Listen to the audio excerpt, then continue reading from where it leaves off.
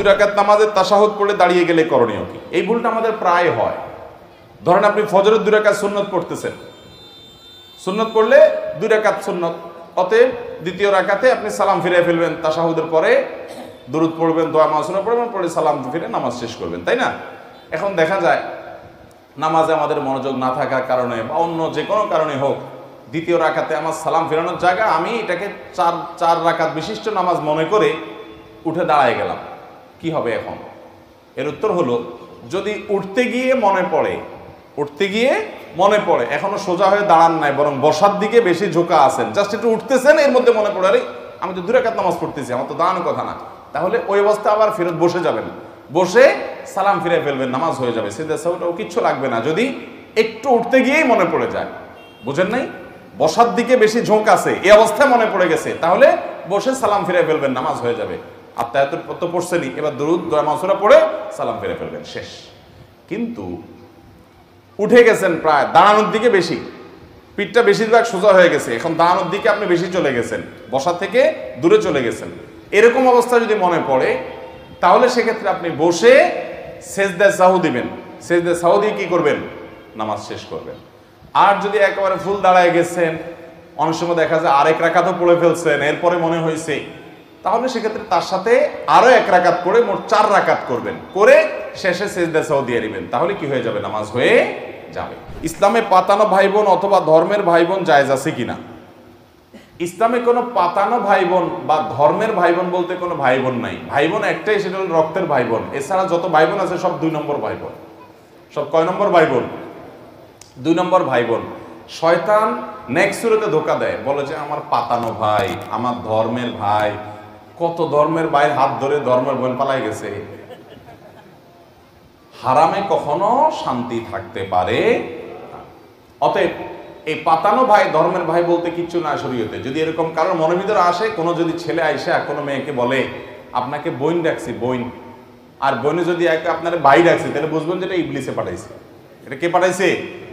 এটা ইবলিসের দূত হিসাবে, রাষ্ট্রদূত হিসাবে আসছে। এগুলোকে সাথে সাথে বয়কট করতে হবে। একজন গায়রে মাহরাম পুরুষ, একজন গায়রে মাহরাম নারী কখনো ভাই বোন হতে পারে। হ্যাঁ, মুসলমান হিসাবে ভাই বলে সম্বোধন করলো, মেয়ে পর্দায় থাকে তাকে বোন বলে সম্বোধন করতো, সেটা আরেক জিনিস।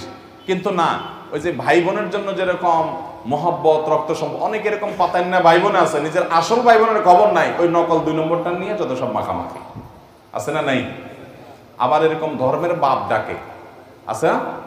ধর্মের বাপ ডাকে, এগুলো সবগুলো 2 নম্বরে। শরীয়তে এগুলোর কোনো অবস্থান নাই, নাজায়েজ কাজ এগুলো।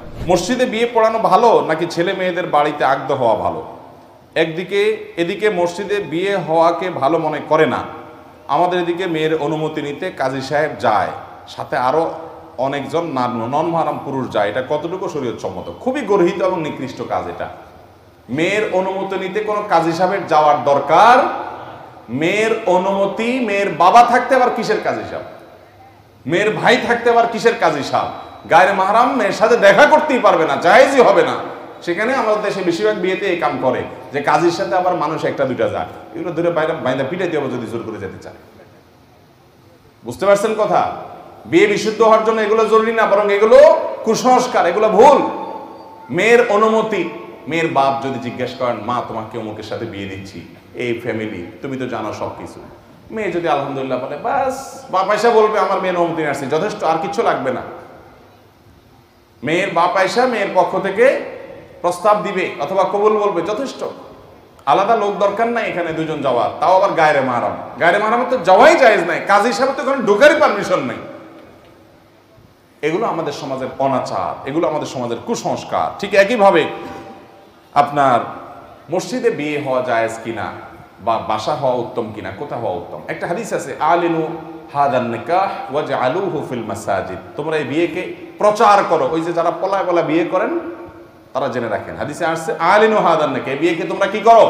প্রচার করো। হাদিসের এই অংশ বিভিন্ন দ্বারা সাবেত, কিন্তু পরের অংশটা ওয়াজআলুহু ফিল মাসাজিদ, এটা নিয়ে মুহাদ্দিসরা অনেকে আপত্তি করেছেন। অনেকে বলেছে এটা জয়ীফ হাদিস, যে মসজিদে বিয়ে করো। এই জন্য মসজিদে বিয়ে হলে হতে পারে, বাড়িতেও হতে পারে, এটাতে কোনো দোষের কিছু নাই। কিন্তু কোন কোন রেওয়ায়েত থেকে মসজিদে বিয়ের ব্যাপারে নির্দেশনা আসছে, কিন্তু সেই রেওয়ায়েতগুলোর বিশুদ্ধতাটা নিয়ে প্রশ্ন তুলেছেন অনেক মুহাদ্দিসগণ, যার কারণে মসজিদে বিয়ে হতে হবে এমন কোনো কথা নাই, বাসা বাড়িতে বা যে কোনো জায়গায় আগ্রহ হতে পারে।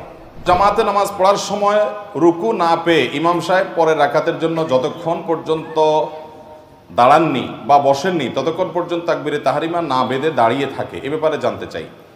জামাতে নামাজ পড়ার সময় যারা রুকু পান নাই তারা, যেটা হয় আর কি আমাদের দেশে, আমি সিনারিওটা বলার চেষ্টা করি, প্রথমে দৌড় দেয়, আইসে ইমাম সাহেবকে ধরার চেষ্টা করে রুকুতে, ধরতে পারলো না, ও শিট, ইমাম সাহেব রুকুতে পারলাম না, বেটা উঠে গেছে ইমাম বেটা। যখন দাঁড়ায় গেছে ইমাম মাথা সোজা করে ফেলছে, তখন এবার দাঁড়ায় দাঁড়ায় মোবাইল টিপে অথবা দাঁড়ায় থাকে, আর যুক্ত হয় না। কেন যুক্ত হয় না? যুক্ত হয় লাভ কি? রাকাতটা তো কাউন্ট হবে না, লাভ কি? তার চেয়ে দাঁড়ায় থাকি, তামু খাই।